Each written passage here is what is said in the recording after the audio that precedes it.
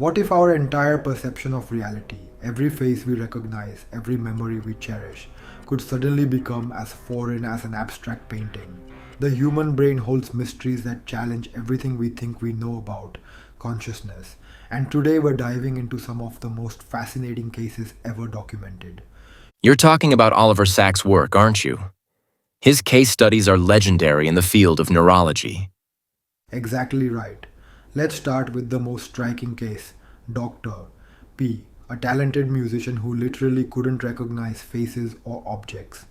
He had this condition called visual agnosia, where his brain couldn't interpret what his eyes were seeing. He once tried to pat the top of a fire hydrant thinking it was a child's head. That's incredible. But how did he manage to function in daily life with such a profound disability? Well, here's where it gets fascinating. His brain essentially rewired itself to use music as a substitute for visual recognition. He would create little melodies for everyday tasks, getting dressed, finding objects, even identifying people by their musical signature.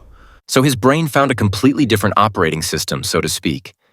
What other cases really stood out? There's this heartbreaking case of Jimmy G, a sailor permanently stuck in 1945 due to Korsakov's syndrome. Every time he looked in a mirror, he was shocked to see an elderly man staring back at him. His brain simply couldn't form new memories after 1945. That must have been devastating for his family. How did they cope? You know what's interesting? His family developed this remarkable system of using his old memories as anchor points. Since he could remember everything before 1945 perfectly, they would connect new information to his past experiences. But here's the truly mind bending part. He could still learn new physical skills even though he couldn't remember learning them. Hmm. So his procedural memory was intact, even though his declarative memory was damaged?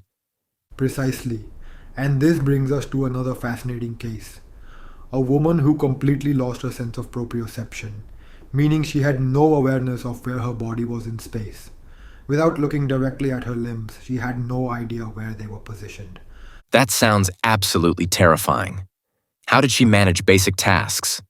She had to develop this incredibly complex visual compensation system. Every movement required intense concentration and visual tracking. But in the dark, she would completely collapse. Her body had no internal sense of itself. These cases really challenge our basic assumptions about consciousness, don't they? Absolutely fascinating. And there's this case of twins with severe autism who could instantly identify prime numbers up to 20 digits long but couldn't perform simple addition. It really makes you question our understanding of intelligence and cognitive processing. That reminds me of recent research showing how certain types of brain injuries can actually enhance specific cognitive abilities. Have you heard about acquired savant syndrome? Yes, in fact, Sachs documented a case where a man developed superhuman smell after a head injury. He could identify people by their scent alone, like a bloodhound. The brain's ability to compensate and reorganize is just remarkable. So what do you think these cases tell us about consciousness and identity? Well, they suggest that what we consider normal consciousness is just one possible configuration of our neural circuitry. Think about it. Each of these patients experienced reality in a completely different way, yet their experiences were just as real and valid as ours. That's quite humbling when you think about it. We take so many of our mental capabilities for granted. And that's really the core message of Sacks's work. These aren't just interesting medical anomalies. They're windows into the incredible complexity of human consciousness. Each case shows us how fragile yet remarkably adaptable our minds can be. Do you think modern neuroscience has answered any of the questions these cases raised? You know, while we've made incredible advances in brain imaging and neural mapping, many of the fundamental mysteries remain. We still don't fully understand how consciousness emerges from brain activity, or why some people can adapt to profound neurological changes while others can't. Looking toward the future, what do you think these insights mean for treating neurological conditions? I think they're already transforming how we approach treatment. Instead of trying to fix what's broken, we're learning to work with the brain's natural adaptability. For instance, that mirror therapy we mentioned earlier for phantom limb pain. It's based on understanding how the brain constructs reality rather than just treating symptoms.